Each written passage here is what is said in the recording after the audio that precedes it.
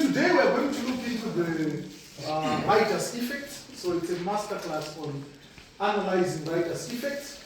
It is combining both the first language and the second language because the concepts are shared across all the papers. So it's part and parcel of the comprehensions, isn't it? Yes. And it's an important aspect that you have to know. It has a bit of a literature touch, so you need to pay attention. Right. So it's under our syllabus, syllabi of 0500 and also 1123. Right. So let us start by defining what is a writer's effect. That's the first thing. That's our first port of call here before I go any further. So a writer's effect is the deliberate impact, not the impact, no. It is the deliberate impact that an author's word choices have on the reader. So word choices are also called, you can also use the word diction. So when writers write, they just don't write for the sake of writing. They have a certain way of how they write. They use some words deliberately. That's the point that I'm trying to drive home here. So instead of just delivering information or telling a story, writers select specific words. I said the word here is what? Diction. Diction simply means the choice of words. So the writers select specific words and techniques to create vivid mental images. So what happens here is whenever they write, their intention is for you to create some images, isn't it? Yes. My advanced level history teacher, I still remember it was in 2011 when I was in Form 5. She used to say you have to write in a way that is so colorful. So whenever you write about the pot's lid falling down on the floor, I should hear the sound. Do you know that? If you write about a certain menu that was prepared, you know, a certain meal that was prepared, I must smell its aroma, you know, something like that. Yes.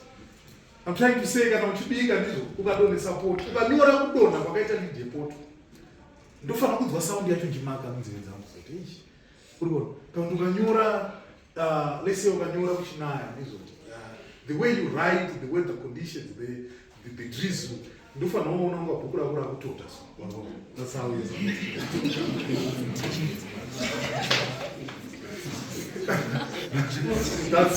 That's how you should write. So you have to create vivid images. So you use language which evokes the sentence, isn't it? Yes. What are the 5 sentences that we have? Yes. The sense of what? Which means yes. You have to use words which pronounce the sound, isn't it? Yes.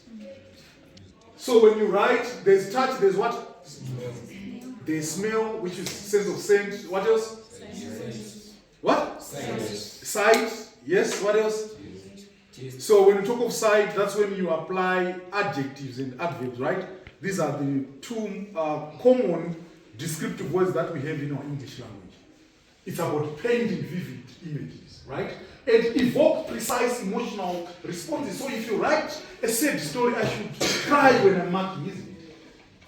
Isn't it? Yes, I should cry when I'm marking because of how you've used the word. So build atmosphere or deepen our understanding of characters and settings. So in simple Shona or explain, in other words, I'm not my writer's effect. Could deepisa.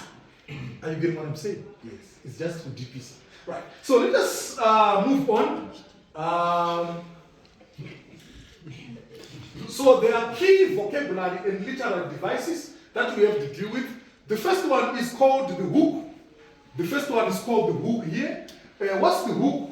It's an opening sentence or phrase designed to immediately grab attention, isn't it? Yes. So whenever they write, their intention is also to what? To whet your appetite so that you must have that edge or zeal of desiring or wanting to read further. So the first sentences they use are examples of what we call a hook. It's an opening sentence or phrase designed to immediately grab your attention. You can say, the clock struck 13 just as the heavy door burst open. So it builds anticipation. Yes. Then a sensory image, that's the one that we've just covered, like language that appeals directly to the 5 senses, the sight, the sound, the touch, the taste, the smell. So the sharp acidic smell of you One of what ones like the smell, the sharp acidic smell of burnt toast filled the cold. One of the ones were cold, which you mark as so. So ones were so put on my eyes, she don't know. So they filled the cold, damp kitchen. I know what filled the cold kitchen, but it filled the cold, damp kitchen. You know, it means the kitchen was also wet, isn't it? That's how you're supposed to learn. Then foreboding it is a strong feeling or atmosphere indicating that something bad is about to happen. They usually use it in the novels and the said books. It's called foreboding, right? Like the dark, heavy clouds gathered silently over the abandoned house. You know, so foreboding is about a strong feeling that if you ever visited a certain place and you feel a certain aura, you know. You feel like this place, something big. So it's part and parcel of what you know for what is it? Then foreshadowing, these are subtle hints, like they are not clearly defined hints. They are just highlights. They are subtle hints or clues planted by the author about future story events, like he left his jacket behind, a mistake you soon come to regret. That's part and parcel of what you call what? Foreshadowing. Then we also have the similes. So you must know the difference between similes and what? And metaphors. Right. So when we refer to similes, a simile is a direct comparison between two different things using like or what? As. So a simile always carries the words like or what? As. Like here she dropped like a stone. Do you have this? I think we have some copies of the student commandment. Yes, they have a lot of them, the metaphors and the similes. You know. So what differentiates a simile and a metaphor is the simple fact that they are both comparative literal devices. They are used to compare, right? But explaining sorry for the short break. I was explaining the difference between simile and a metaphor. They are both used to compare. But when it comes to a simile, it always carries a like or a what? An as. For example, she dropped like a stone. It was as white as snow.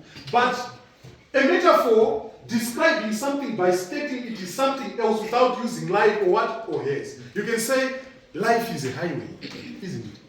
Yes. Life is like a road. Or you can say life is like a swimming pool. You know, the land below was a patchwork cube. So what differentiates similes and metaphor is that similes always use like or what or as. Just as simple as that. Then we have alliteration. We have alliteration. Alliteration, this is the repetition of the same consonant sound at the start of adjacent or nearby words. So if you look at the alphabetical order, right, there are 26 letters of alphabet, right? So there are two types of letters in the alphabet. There are what? Two types of letters from A to Z. Consonants and what? And vowels, isn't it? What are the vowels? And that's grade 1 stuff. A, E, I, O, U. So the other words which are not the vowels are called what? Consonants. The repetition of the same consonant sound at the start of adjacent or nearby words. So spiraling and spinning, like there's a repetition of the word of the letter S here and the letter S. They are part and parcel of what? Of alliteration. So in most cases they use these when writing. Sensory image, foreboding, foreshadowing, simile, metaphor, and alliteration. So let us move on to the golden rule.